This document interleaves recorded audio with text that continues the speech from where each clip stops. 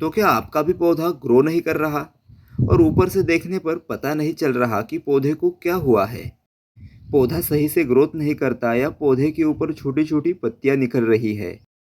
तो अगर आपके भी पौधे इस समस्या से जूझ रहे हैं तो ये वीडियो आपके लिए है, इसलिए वीडियो में लास्ट तक ज़रूर बने रहे।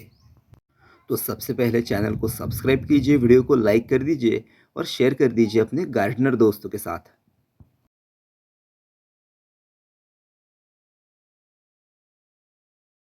तो यह है जेट प्लांट। इन दिनों इसकी हालत कुछ ठीक नहीं लग रही।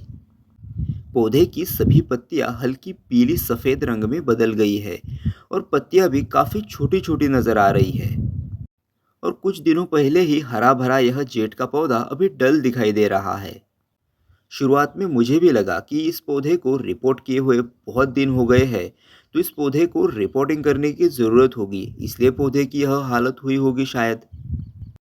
तो दरअसल 2 ढाई साल या उससे भी ज़्यादा समय के लिए यह पौधा एक ही पॉट में लगा हुआ था। और यहाँ पर आपने एक बात नोटिस की कि अगर 2 ढाई साल से पौधा एक ही गमले में लगा हुआ है, फिर भी उसकी रूट्स बहुत ज़्यादा हमें नहीं दिखाई दे रही है। ऐसा क्यों? ऐसा इसलिए है कि पौधे की जड़ों में छोटी छोटी गांठें हमें बनती हुई दिखाई दे रही है। यह एक पौधों की जड़ों में लगने वाली फंगस है जिसका नाम है निमेटोड, जिसे हिंदी में सूत्रकृमि कहते हैं। और यह एक ऐसा फंगस है जो पौधे की जड़ों में बैठ जाता है और फिर जड़ों में गांठों को बनना शुरू कर देता है, जिससे जो भी न्यूट्रिशंस पौधों तक ऊपर पहुंचना चाहिए वो उस गांठों में ही स्टोर हो जाता है और आगे पौधों तक नहीं पहुंच पाता, और इसीलिए पौधे की ग्रोथ धीमी हो जाती है, जिससे पौधे की ग्रोथ के ऊपर उसका असर दिखाई देता है। और यहाँ पर देखिए जड़ों में भी एक जाल सा हमें नज़र आ रहा है। और यह एक फंगस है जो हमें ज़्यादातर नम रहने वाली मिट्टी में दिखाई देता है। अगर मिट्टी में पानी ज़्यादा समय तक ठहरता है तो मिट्टी लंबे समय तक नम बनी रहती है और इसी वजह से यह फंगस का हमला हमें देखने को मिलता है। और यह एक ज़िद्दी फंगस भी है, जिसे हटाने के लिए हमें अभी पौधे की सभी जड़ों को काटना होगा। जिन जड़ों पर गांठें बनी हुई है उन जड़ों को तो काटना ही होगा, पर साथ साथ आसपास की सभी जड़ों को भी काटना होगा, क्योंकि यह फंगस पूरे पौधे की जड़ों में बहुत जल्दी फैल जाता है। मैंने आपसे अभी कहा कि यह फंगस बहुत ही जिद्दी होता है। इसे हटाने के लिए साधारण फंगिसाइड काम नहीं आता और इसीलिए हमारे पौधे को ठीक करने के लिए हम यहाँ पर इस्तेमाल करेंगे नीम की पत्तियों का। तो सबसे पहले हमें इन पत्तियों को बारीक पीस लेना है और किसी कपड़े की सहायता से इसे छान लेना है।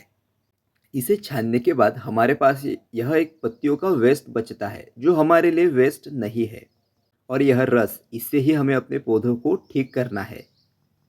फिर एक बकेट में थोड़ा सा पानी लेंगे और फिर उसमें हमने जो नीम की पत्तियों का रस निकाला हुआ है वो आधे तक उसे डाल देंगे और फिर उसी पानी में हमें उस इन्फेक्टेड पौधे को कुछ देर के लिए डुबोकर रख देना होगा।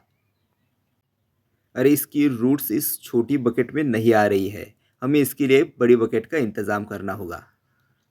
और बकेट में पानी हमें उतना ही लेना है जितने में पौधे की रूट्स पूरी पानी के अंदर डूब जाए।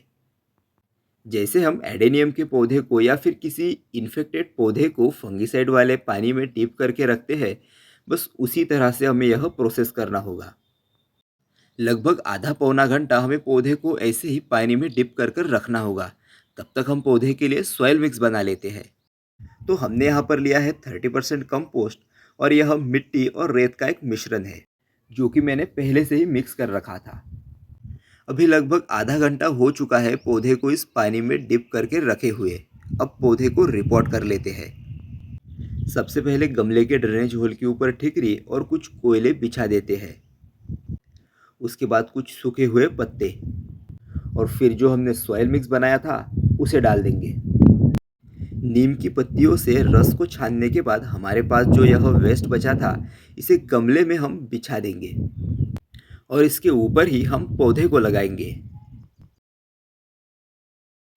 पौधे की सभी रूट्स पानी में अच्छी तरह से भीग चुकी है और इस नीम वाले पानी से पौधे का इन्फेक्शन अभी काफ़ी हद तक कम भी हुआ है।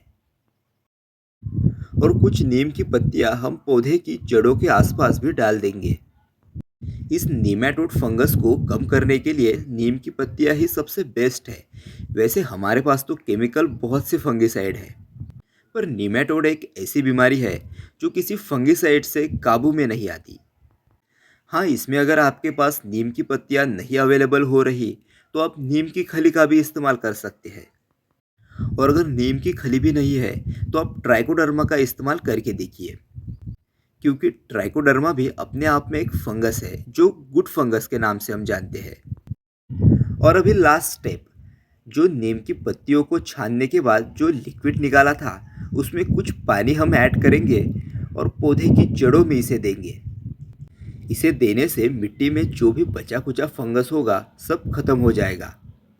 और हाँ, नीम की पत्तियाँ सिर्फ मिट्टी में मौजूद खराब फंगस को ही खत्म करता है।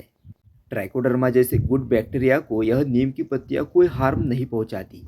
तो चलो मिलते हैं किसी नए वीडियो में किसी नए टॉपिक के साथ। तब तक आप देखते रहिए gardening info. Subscribe gardening info.